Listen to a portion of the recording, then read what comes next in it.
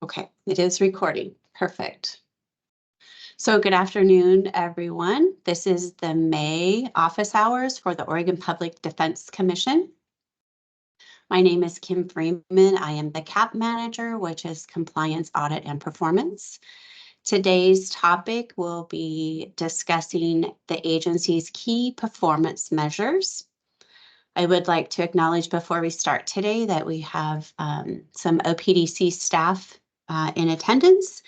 We have Heather Kessinger, who is one of our senior policy analysts, along with Jordan Hoopert and K.O. Berger from our trial support and development team, both resource council members. So thank you for joining, and I'm going to go ahead and get started. If you have any questions during the session today, please place them in the chat. We will be monitoring those, and this meeting is currently being recorded. It will be posted online within the next few days, so anyone can feel free to listen to it at a later time. Our agenda today is to talk about our key performance measures. The formal report is known as the Annual Performance Progress Report, or the APPR, or the agency's key performance measures, some stakeholder feedback that we will be engaging stakeholders to complete over the month of June. And so we'll have our customer service survey. We will have our continued legal education, also known as CLE, for our contracted attorneys. And we're going to share the timeline for stakeholder feedback and survey completion. So what is our Annual Performance Progress Report, or the APPR? This document is a required report by the legislature. The agency selects key performance measures that we measure every year. We post this report October 1st. We have, we'll go into a little more detail about what the questions are and what we measure as an agency.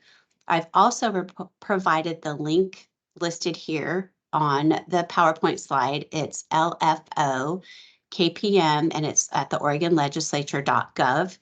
This lists OPDC reports by year and also every other state agency that submits an annual performance progress report. So you can look at our agency and other agencies' reports. So feel free to look at that website for more information. What are OPDC key performance measures? We have 5 key performance measures that we measure every year. We have one from our appellate division on appellate case processing. We are measuring the median number of days to file an opening brief. We conduct a customer service survey. This is a requirement each year of our key performance measure.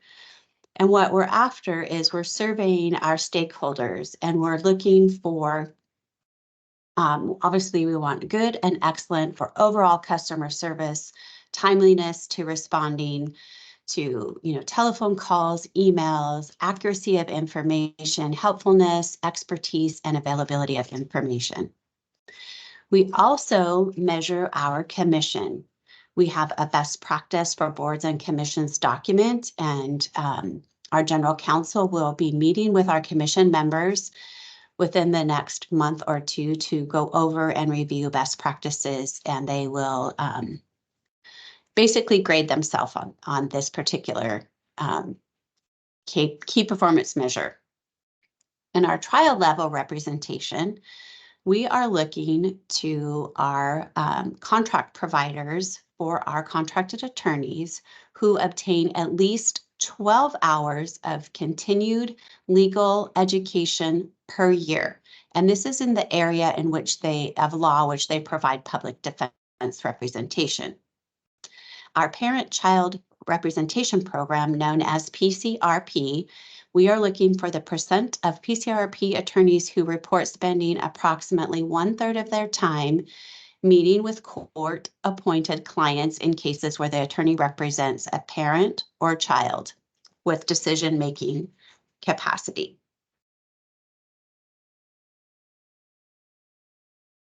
Stakeholder engagement. This is what we're looking for our stakeholders to engage with us. We value our feedback from our stakeholders, and there's two options for you to participate. First is our customer service survey. There are 7 questions that we ask, and these 7 questions are consistent from year to year because we need to measure from year to year how we're improving or how we're seeking needs of area of improvement. So with the 7 questions, the last question, number 6, there is an option to provide additional comments in reference to your service outcomes. If you've worked with a staff member at OPDC who you want to give a shout out to, if you feel there's areas of improvement, this is where you have the opportunity to list your written comments in that question. And we, again, want your feedback, and we ask that you list those there. We also will be asking some additional information around how long you have currently worked at your provider, or how long you've been a practicing attorney, what type of stakeholder you are with the agency. Are you one of our providers? Are you a vendor? Are you one of our attorneys? We're trying to gather a little bit more information about whom is completing the survey. And then the other opportunity is our continued legal education, our CLE, and this particular question will only be sent to our contracted attorneys. So they're going to receive one specific question via a NINTEX form, so it will be really easy to complete and return. One thing I do want to clarify here is we are asking for 12 hours from July 1 of 2023 through June 30 of 2024. And if you are an attorney whom has both a contract for juvenile attorney and criminal attorney, we're only asking for 12 hours total. So it's 12 hours in our fiscal year of July 1, 2023 through June 30, 2024. And that will also be spelled out on our survey question. And what is our timeline for stakeholder engagement? First, our customer survey will be distributed next week, the week of July 3rd, or June 3rd, excuse me, June 3rd, through a special communication. It will provide our survey link, and it will be available for 30 days. And we're asking for one survey response from each person. Our continued legal education questionnaire will be distributed the week of June 24th, again through a special communication to our contracted attorneys with the link to be completed. That survey will also be valid for 30 days, and we're asking for one submission per contracted attorney. There is the OCDLA conference in June, and so we have timed this specific request for the CLE information after the OCDLA conference while it's fresh in everyone's mind to track their CLE hours for yourself, but along for OPDC. At this time, I'm checking the chat. I believe we do not have any questions. No questions, Heather? Nope, no questions.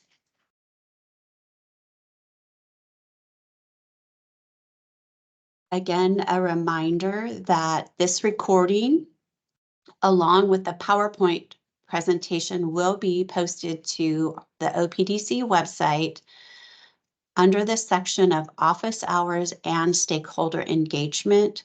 So today's date is May 29th, which that office hours is listed on our website.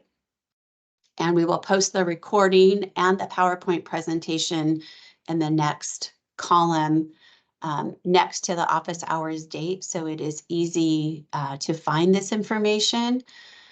Also, any previous office hours that the agency has conducted, that information is also located on this website.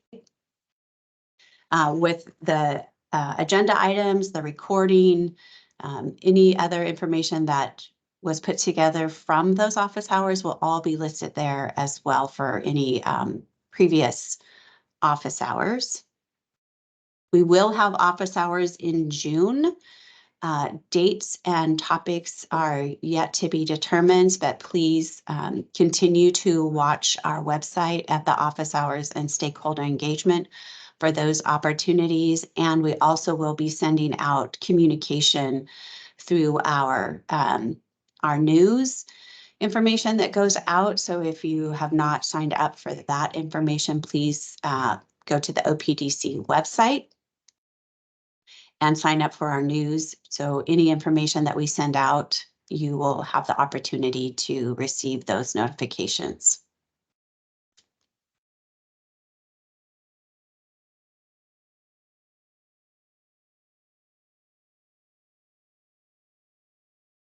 And with that, I am going to stop the recording.